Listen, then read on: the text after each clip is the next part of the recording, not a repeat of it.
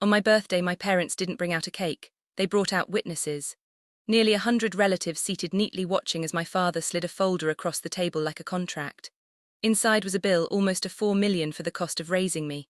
My mother quietly tore my photos off the wall.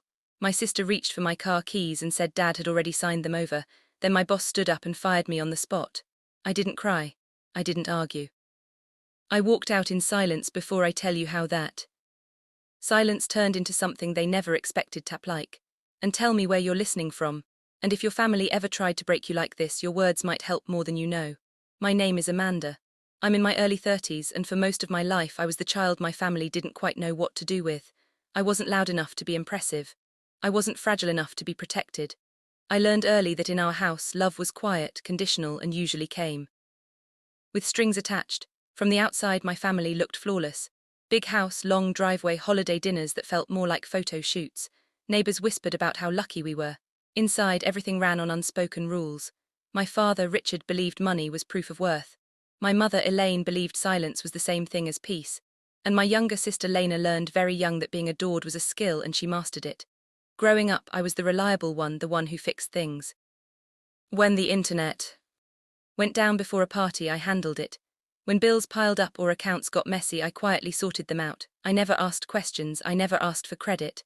I thought that was what being part of a family meant, showing up even when no one noticed.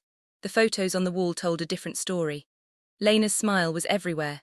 Graduation, vacations, framed moments frozen in gold. My pictures were fewer, tucked into corners, easily replaceable.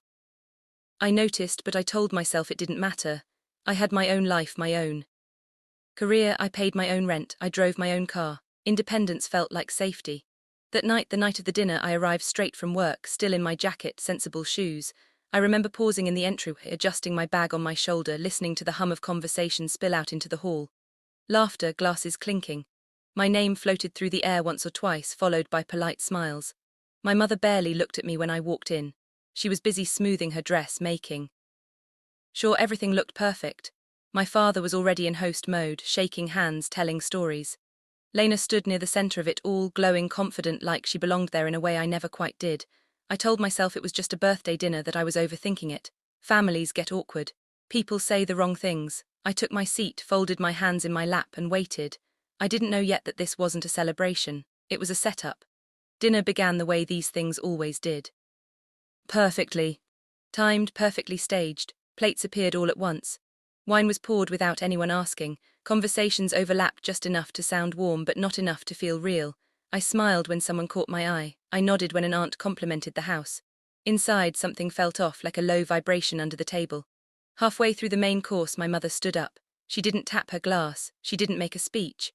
She walked to the wall behind me where the framed photos hung in a neat grid. Family trips, holiday mornings. Lena at every milestone, and then without a word, she reached up and lifted one frame off the hook. It was a photo of me, just me. I was 16, sunburned, laughing at something out of frame. The sound it made when she pulled it down wasn't loud, a soft scrape, paper against drywall. She set it face down on the sideboard and returned to her seat like nothing had happened. No one reacted, that's what made it worse. My father cleared his throat. The room quieted, not because he asked for attention, but because he was used to being obeyed. He smiled the way he did when he thought he was being generous. Amanda, he said, sliding a leather folder across the table toward me. We've been meaning to talk. It was heavy, too heavy for paper alone. I opened it slowly, aware of every eye in the room. Inside was a single sheet. Itemized, neat bills, payments, years tallied into one final number, rounded but precise enough to sting. Just under $250,000 for everything we spent raising you. He continued, school, food, housing, all of it. My ears rang. Someone laughed nervously, I couldn't tell who. This isn't punishment, he added. It's accountability. You're an adult. Adults settle their debts. I looked up at him. At my mother, who stared at her plate, at my sister, who didn't look surprised at all. And if you can't, my father said, lowering his voice just enough to sound reasonable, then we should probably take some space. No more contact until this is resolved. That was the moment it clicked. This wasn't about money. It wasn't even about control. It was about erasing me and calling it responsibility, turning love into a ledger, turning my existence into a failed investment they could finally write off. My hands were steady when I closed the folder. My heart wasn't. I didn't say a word. I didn't need to, because before I could even stand, my sister leaned forward, her fingers already brushing something cold and metallic on the table. And that's when The dinner stopped pretending to be polite. My sister didn't rush, she never does. Lena has always understood timing better than anyone in that room. Her hand slid across the table, slow and deliberate until her fingers closed around my car keys. The soft clink of metal was louder than any toast that night. She didn't look at me right away. She turned the key ring once, watching it catch the light, then smiled like she was being generous. "Dad already transferred the title this morning," she said, calm. "Almost bored, you weren't really using it the way the family intended." Anyway, I stared at the keys for half a second longer than necessary. That car wasn't luxury. It wasn't flashy. It was just mine, or at least I thought it was something I used to get to work to live my life. I realized then how carefully they'd planned this. Even my independence had been rented. Before I could respond, my father gestured toward the far end of the table. "That brings us to the last point," he said like he was wrapping up a meeting. That's when I saw my manager standing near the doorway. Mark, he looked like he wanted to disappear into the wallpaper. His hands were clasped too tight in front of him, eyes darting anywhere but at me. I didn't know he'd be here, I heard myself think, even though part of me already knew. Mark cleared his throat. "Amanda," he said, voice unsteady. "Based on some concerns that were brought to my attention tonight, we've decided to let you go effective." Immediately, no paperwork, no office, no warning, just a sentence delivered over dinner like an afterthought. The room stayed quiet, 100 people watching to see what I'd do, waiting for the scene, the tears, the begging, something they could remember later and feel justified about, but nothing came. I felt hollow for exactly 3 seconds, then something else settled in. Heavy, solid, clear. I stood up slowly, pushed my chair in, picked up the folder and slipped it into my bag like it was. Nothing more than mail. I looked at my father. He was smiling, relieved, like he'd finally cut a bad deal. I looked at my mother. She was studying her napkin. I looked at Lena, dangling my keys from one finger, already victorious. I didn't raise my voice. I didn't defend myself. I didn't say goodbye. I walked out. The gravel crunched under my shoes as I crossed the driveway alone. No one followed. No one called my name. By the time I reached the street, the house behind me was already closing ranks. I didn't know where I was going yet. I just knew I wasn't going back. I didn't go somewhere dramatic after I left. No airport, no friend's cooch, no crying in a parking lot. I walked 3 miles, give or take, past quiet houses with porch lights on, past sprinklers ticking like metronomes, past couples laughing inside kitchens that smelled like dinner and normal lives. The longer I walked, the more the shock drained out of my body and left something colder behind. By the time I reached my apartment, my feet hurt and my hands were steady. I didn't turn on the lights, I didn't need to. I dropped my bag on the chair, set the folder on my desk and opened my laptop. The screen blinked to life, that familiar dark background and blinking cursor. This was the only place that still made sense. I'm a cybersecurity analyst. My job isn't revenge, it's pattern recognition. It's finding what doesn't belong. It's following trails people assume are invisible, and my family had always been terrible. Hiding their trails, I started small. Old payments I'd helped manage over the years, bills I'd covered temporarily, transfers my father had explained away as timing issues or accounting quirks. At the time I'd trusted him. Why wouldn't I? He was my father. Families don't audit each other, but systems don't lie. They just wait. Within an hour, the first pattern appeared. Money moving in neat repeated amounts, not chaotic, not accidental. Monthly transfers from relatives who believed.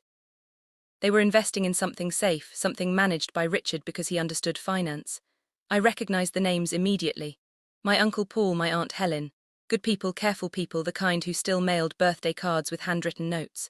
The money didn't go where it was supposed to.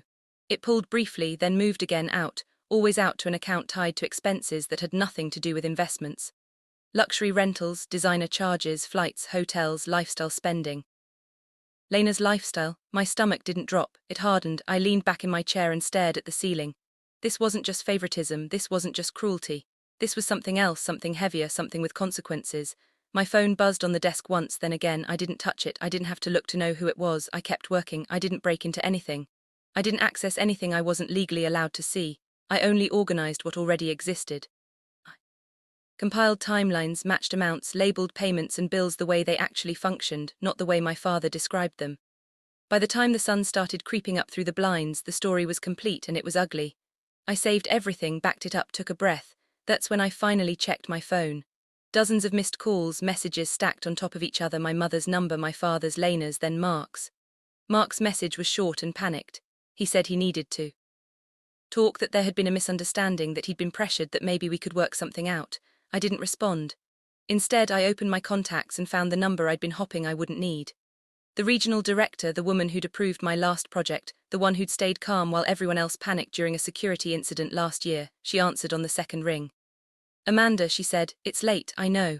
I said, I won't take long. I was terminated tonight, not through HR, not through any formal process. It happened at a private family event. Silence, and my manager, I continued, based that decision on personal information provided by my parents without verifying anything. The silence deepened, changed texture. Give me 5 minutes, she said. I made coffee while I waited. Black bitter, familiar. 4 minutes later an email arrived, access restored, termination reversed. Another followed, formal and precise. Mark was being placed on administrative leave pending review. I was instructed to take a day off and return the following week. I sat down slowly, coffee warming my hands. One pillar down, the phone buzzed again. This time I answered. It was my father. Amanda, he said, voice tight, you need to fix this now. I didn't break anything, I said. You sent something. He snapped. People are asking questions. I organized information. I replied, that's all. You have no idea what you've done, he said. I do. I said, I finally do. He showed up at my apartment that afternoon, not the man from the dinner party. No polished smile, no audience, just a tired, angry man standing too close to my door. Open it, he said. I cracked the door enough to see his face. We did this for the family, he said quickly. For stability, for legacy. You invoiced me, I said in front of 100 people. That was a lesson, he said. You needed perspective, you used other people's money, I said, and blamed me for existing. His eyes flicked away. Behind him, Lena hovered near the stairs. No confidence now, no glow, just fear she couldn't quite mask. This doesn't have to go any further, my father said. We can make it right, not for you, I said. For them. My phone rang again. This time it was my uncle. He didn't yell, he didn't accuse. He thanked me. You didn't tear the family apart, he said quietly. You showed us where the cracks were. My father heard it. His shoulders sagged like something inside him had finally snapped. Please, he said, just stop. I looked at him. Really looked for the first time without wanting anything back. You taught me that every action has a cost. I said, this is yours. I closed the door. The fallout didn't take long. Accounts were frozen. Questions turned into investigations. Conversations happened without me in the room. The house that once felt untouchable suddenly wasn't. Lena lost everything she'd built on borrowed money. Sponsors disappeared. Invitations stopped coming. She tried calling me, then texting, then nothing. My mother sent one message, just one. It said, I hope you're happy. I didn't respond. A week later I sat at my desk at work. Same chair, same screen, different weight in my chest, lighter, cleaner. I deleted the folder from my laptop. Not because it wasn't important anymore, but because I didn't need to carry it. For the first time in my life I wasn't managing their mess. I wasn't paying their bills. I wasn't fixing their systems. I was done. The consequences didn't arrive with sirens or headlines. They came quietly, the way real accountability usually does. My uncle and aunt took control of their finances. The payments stopped. Questions were asked, then more questions. The house that once felt permanent became provisional. Decisions were made without my parents at the center of them. That alone changed everything. Lena disappeared from the spotlight first. The trips stopped, the shopping stopped. People who used to orbit her found other places to be. She took a job she'd once joked was beneath her. I didn't celebrate it. I just noticed the silence where entitlement used to be. My father called less and less. When he did, his voice was smaller. No demands, no speeches, just fragments of regret he couldn't quite shape into apologies. My mother sent a single message asking if we could talk someday. I didn't answer, not out of anger, out of clarity. At work, things settled into a new normal. My access stayed open. Projects moved forward. Colleagues treated me the same, which was its own kind of relief. I took a day off like I was told. I slept, I cooked, I sat with the quiet and let it be quiet. 4 days after the dinner, my phone wouldn't stop vibrating. Missed calls stacked up, voicemails I didn't listen to. I turned the phone face down on the table and watched it buzz itself, tired. That's when I understood what had really shifted. They no longer controlled the narrative. They no longer controlled me. I wasn't disowned, I was released. And for the first time, the space around me felt like my own. Here's what I learned. Family isn't the place where you're priced, audited, or threatened into obedience. Love doesn't come with invoices, and silence, when chosen, can be stronger than any argument. If this story hit close to home, if you've ever had to protect your future from the people who were supposed to protect you, share your experience in the comments. Your voice matters more than you think. And if you want to hear more stories like this, hit subscribe and stay with me.